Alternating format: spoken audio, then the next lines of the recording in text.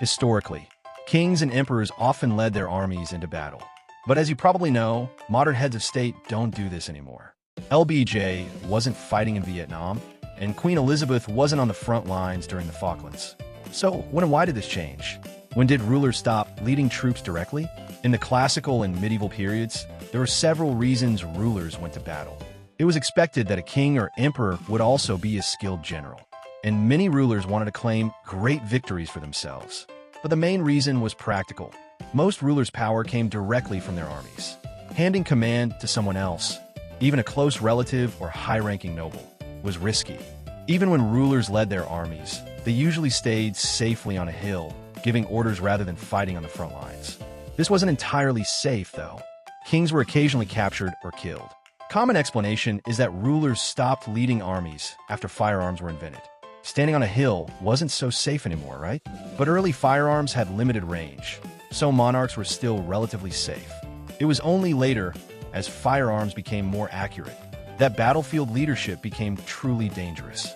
In reality, kings gradually stopped leading armies during the 18th century, and by the mid-19th century, it was rare.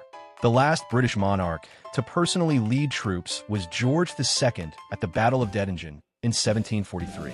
After this, most rulers, even powerful ones like Napoleon, acted more as symbolic figures than battlefield commanders. There were exceptions, such as the King of Saudi Arabia leading troops against Yemen in 1934. So why did this shift happen? A major factor was the professionalization of militaries, which began after the 30 Years' War.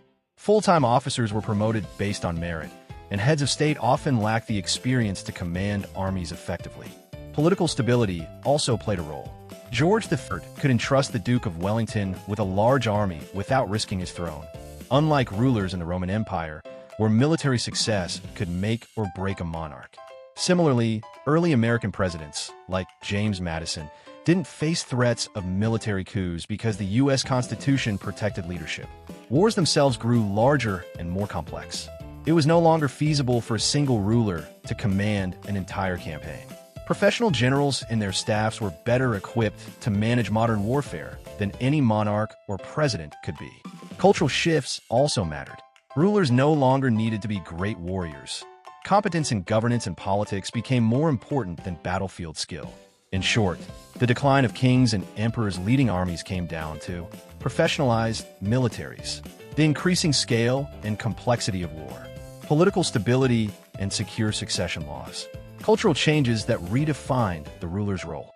And that's why the era of monarchs on the battlefield came to an end. Thanks for watching.